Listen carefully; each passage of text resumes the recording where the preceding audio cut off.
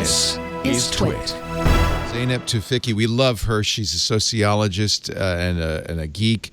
Wrote a blog post on Scientific American in which... Oh, this is great. I thought it was really good. She said, it's not just smart to prepare for coronavirus. It's our civic duty because if we don't take care of ourselves, then we could jam the hospitals and people, our neighbors, our elderly neighbors, could be deprived of the kind of health care that they absolutely need. And not even the elderly neighbors. Let's say we get to a situation where we haven't, as Tufekci greatly says, like flattened the curve, where things get as bad as they can as quickly as they can, and the hospitals are overrun with immunocompromised and elderly patients who have caught this. Then any of us normal people who have regular diseases or health issues would get turned away because there is not... Let's say someone goes into labor because they have a baby on the way. How are they supposed to access medical care if all of the hospital beds are filled up with coronavirus patients? Yeah. So on and so forth. It's compounding levels of awfulness. Only 100,000 ventilators in the United States. Oh my God. There's certainly not enough hospital beds. This is why we get vaccinated, right? But we can't. It's the hurt, but we cannot. We cannot for a whole year. Yeah. But that's right. Self-isolation, I guess. Yeah. Well, also, what if it mutates? I mean, that's the real worry. Like you've got the common cold. Like the reason it's very difficult to prepare a flu shot every single year is because there's so many different strains of it. It's constantly mutating. What's going to happen to this from here? We just don't know. And again, this is really the worst time this could possibly be happening because we're just so unprepared on every single level, on a healthcare infrastructure level, on a leadership level. Paris, I love your statement about medical debt. There was a New York Times writer. I haven't been able to corroborate this, but a New York Times writer was retweeting some information from the CDC saying eventually the coronavirus test itself is going to be covered, but as far as extensive hospitalization, if you're on Medicaid, it will not be covered. And that is a terrifying thought. Like what happens when many of us are going into hundreds of thousands of dollars of debt over this? Yeah. Or let's say you took an Uber pool and it turns out a couple of weeks later they determined that the other person who's in the Uber pool with you has coronavirus or was affected by it. So then you are put in quarantine and you either have just average insurance or no insurance. And then you suddenly have to pay how many thousands of dollars in medical debt for being put in quarantine for 14 days, regardless of whether or not you actually end up with coronavirus. Or what are you supposed to do then? Or you don't get sick days, so you don't get to work for 2 weeks and you don't get a paycheck. I mean, the consequences are significant.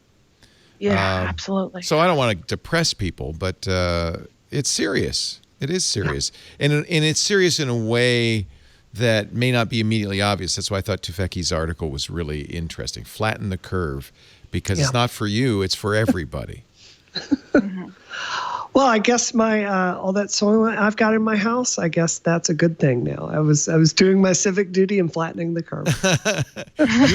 You don't drink that, do you? I do, absolutely, I do. I too am a Soylent bro. It's awful. Yeah, I have a couple of cases that in my garage. I'll send them along. They're expired. Yeah, that's probably not great. I feel like Soylent doesn't go bad though. It can. It gets they better. Moved over to algae protein. It's fermenting. That stuff lasts for 3 years. Yeah, see, it's fermenting. Oh no, I have the original. I think. Okay. The one that. Yeah, the one, powder one. The one you can use as a laxative if times get tough. Yeah. No, I seriously have a ton of Soylent. I've been trying to. What should I do with this? I mean, if it's expired, it's probably. I guess I have to throw it out, huh? Yeah. On the other hand, if I get quarantined, maybe I'll be glad I have it. Yep, it's true.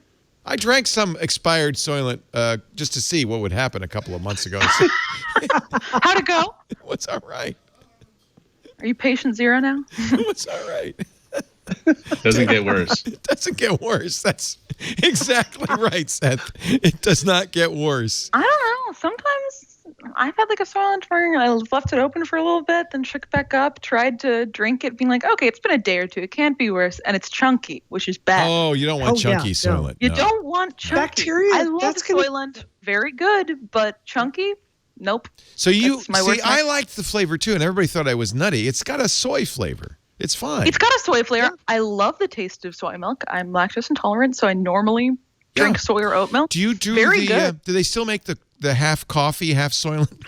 Coffeeist ones? Yeah. I think there's a new name for it. Really big fan of that. Like the mocha one. They recently released a mint chocolate one. Would you get me a Soylent? There's one of my... You don't refrigerate it, right? I'm just checking.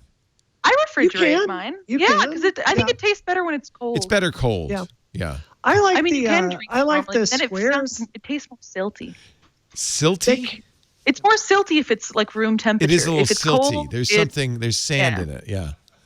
What were you saying, Brianna? Sorry, I was just going to say they came out with a square meal bar version of it, and I wish they'd make a bigger one that was 400 calories. But it's in little 100-calorie. It's perfect for running for Congress. It is. I really mean this. I leave it in my purse, and I leave first thing in the morning, and I'm eating while I'm driving to my first event. It's fantastic. It's in the right-hand cupboard, John, in the back. It's my. I have a bunch at my office whenever I am. It's my emergency Soylent. Exactly. Emergency. It's like, okay, if you're having a long day, you realize you can't eat lunch, chug one. I should probably explain that Soylent was designed by some Silicon Valley nerd. Rosa Labs, I believe. Yeah, because I've always said there should be people chow. If you can make chow for dogs and zoo animals, that is a complete meal. You should have a complete meal for humans. And this is basically human chow.